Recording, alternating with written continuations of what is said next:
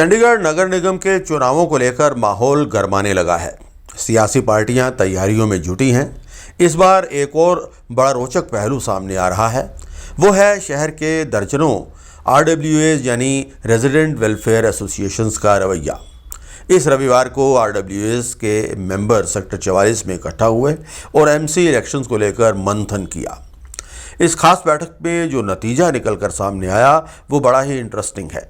इन RWAs ने फैसला किया है कि इस बार वो किसी सियासी पार्टी का समर्थन नहीं करेंगे, बल्कि अपने स्वयं के उम्मीदवार मैदान में उतारेंगे।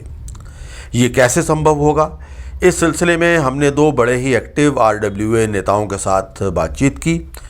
ये हैं पंकज गुप्ता, जो सेक्टर 38 वेस्ट की RWA के अध्यक्ष हैं और RWAs की फेडरेशन फॉसवेक के स्पोक्स पर्सन भी हैं। चंडीगढ़ में जितनी भी मेन प्रोमिनेंट फेडरेशंस हैं, सबकी एक मीटिंग बुलाई गई थी कि आगे दिसंबर के महीने में नगर निगम के चुनाव आ रहे हैं, उसमें हमारा रेजिडेंट्स वेलफेयर एसोसिएशंस का और फेडरेशन का क्या रोल रहेगा। इसके बारे में अब काफ़ी डिस्कशन हुई और हम इस नतीजे पर पहुँचे कि इन चीज़ों को अब पॉलिटिसाइज़ नहीं होने देंगे। बहुत समय से हम देख रहे हैं कि चीज़ों का राजनीतिकरण होता गया है, पर अब लोग भी जागरूक हो गए हैं और RWs हैं, वो भी जागरूक हो गई हैं। इसके बारे में कल काफ़ी चर्चा की गई। रेजिडेंट्स वेलफेयर एसोसिएशंस का इलेक्शन के अंदर बड़ा एक प्रोमिनेंट रोल रहता है। हम लोग ही हैं जो इन पॉलिटिशियंस को प्रमोट करते हैं, इनको अब बुलाते हैं, इनको अपने सेक्टर में एक प्लेटफॉर्म प्रोवाइड करते हैं कि ये आएँ और अपना एजेंडा बताएँ। लेकिन वक़्त के साथ हमने देखा कि जिन उम्मीदों के साथ हमने इनको इंट्रोड्यूस किया था, वो उम्मीदों पर खरे नहीं उतरे। तो इसलिए हमने अब ये आह्वान किया है, जो भी रेजिडेंट्स वेलफेयर एसोसिएशंस या फेडरेशन के प्लेटफॉर्म के ऊपर इलेक्शन लड़ना चाहता है, तो कृपया आगे आए और सभी मिलके उसको सपोर्ट करेंगे ताकि ये जो राजनीतिकरण है चीज़ों का वो ख़त्म हो।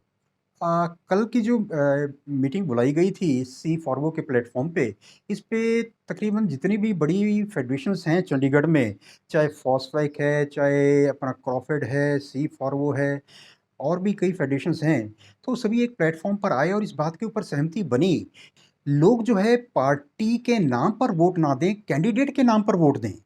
अगर अच्छे लोग हैं, ईमानदार हैं, काम करने वाले हैं, पढ़े-लिखे हैं, तो उनको लोग वोट करें, ना कि एक पॉलिटिकल पार्टी के नाम पर वोट करें। इसके बारे में एक सहमति बनी और सभी फेडरेशंस ने, सभी वेलफेयर एसोसिएशंस ने अपनी सहमति इसके ऊपर जताई है। क्योंकि हम देखें तो नगर निगम में पॉलिटिकल पार्टीज़ का क्या रोल है? सफाई के काम करने हैं, डेवलपमेंट के काम करने हैं, सेक्टरों में, कॉलोनी में, गाँव में तो हम लोग बेहतर कर सकते हैं। जो रेजिडेंट्स वेलफेयर एसोसिएशंस के लोग हैं, वो बेहतर जानते हैं कि कहाँ प्रॉब्लम है, उसका समाधान भी हम बेहतर निकाल सकते हैं। बहुत जगह ये देखा गया कि कई बार पॉलिटिकल पार्टीज़ ने एक पैराशूट कैंडिडेट उतार दिया।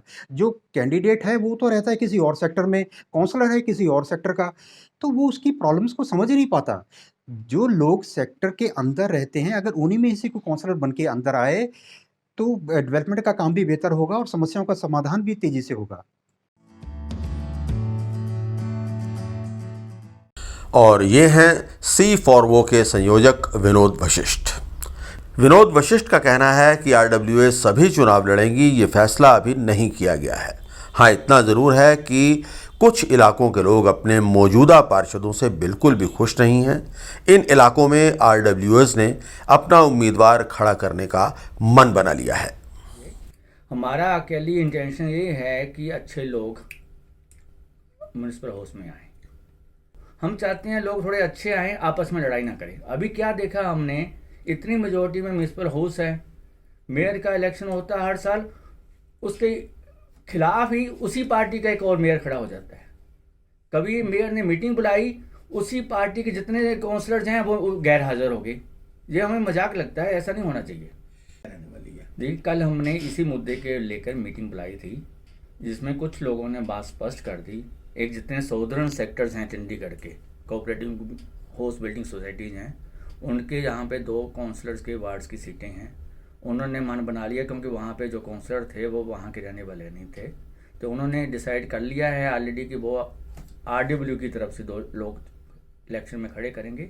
इसी तरह जो डद्दू माजरा के आसपास के काफ़ी सेक्टर्स हैं, 38 सेक्टर, 24 सेक्टर, धनास, कई एरियाज ऐसे हैं जो लोग भी काफ़ी तंग हैं, क्योंकि उनकी जो गार्बेज प्रोसेसिंग वहाँ पे डंप यार्ड है वो एक ख़त्म होने की जगह एक दूसरा बनना शुरू हो गया है। उनकी सांस लेना दुर्विध है और सेहत उनको काफ़ी प्रॉब्लम रहती हैं। तो वो लोग भी ये चाह रहे हैं कि अगर चाहे कोई पॉलिटिकल पार्टी भी वहाँ खड़ना कर इलेक्शन में लड़ना चाह रही है अपने काउंसलर को, वहीं का एरिया का लेके आए, बाहर का नहीं वो आने देंगे किसी को भी, ऐसी सोच है उनकी। तो एज ए RW हमें लगा कि RW अभी काम कर रही हैं, जितना भी प्रेशर बनता है एज ए प्रेशर ग्रुप एक शहर का इनके अलावा, तो क्या ऐसा तो नहीं है कि कुछ RW के भी रिप्रेजेंटेटिव अपनी बात रखने के लिए होश में हों। इस विषय को लेकर हमारी मीटिंग थी। देखो हमारा ऑलरेडी सिटी फोरम बना हुआ सभी RWs का है, तो इसमें हमने सोचा है कि अगर हम ऐसी नौबत आती है, हमारे 35 के 35 लोग सिटी फोरम की तरफ से रिकमेंडेड हम लोगों को पेश करेंगे। उस 35 में से 11 लोग हमारे RWs के होंगे और 8 लोग तीनों पार्टियों के होंगे, 8 BJP से, 8 कांग्रेस से, 8 आम आदमी पार्टी से। जो 8 या 24 और 11 35 लोग हो जाते हैं। 35 लोगों का एक हमारा सिंगल लीफलेट होगा जो हम लोगों को जहाँ को बताएं कि ये हमारी टीम है, अब इसको चुनिए। तो हमारे लिए तीनों पार्टियां भी बराबर हैं, हमारे लिए RW भी बराबर है। एक्चुअली हमारा मापदंड एक ही है, एक तो क्रिमिनल बैकग्राउंड का नहीं होना चाहिए, एक वो ऑनेस्ट होना चाहिए, एक लोगों से उसका मिलना जुलना होना चाहिए। लोगों को ऐसा नहीं हो लोग मिलने जाए दरवाजा ही ना खोले अपने घर का। तीसरा वो अपना थोड़ा लिटरेट होना चाहिए। मैं पढ़ा लिखा तो नहीं कहूँगा, लिटरेट कहूँगा, क्योंकि कई बार बिना पढ़े लिखे लोग भी काफ़ी लिटरेट होते हैं। ये हमारे मापदंड हैं, बाकी और कोई मापदंड नहीं रहेगा। इन दोनों लीडर्स की बातों से ये लगता है कि इस बार के MC इलेक्शंस काफ़ी रोचक रहने वाले हैं। मुकाबला बहुकोणीय हो सकता है। RWAs कितनी इफ़ेक्टिव साबित होती हैं ये अब देखना होगा।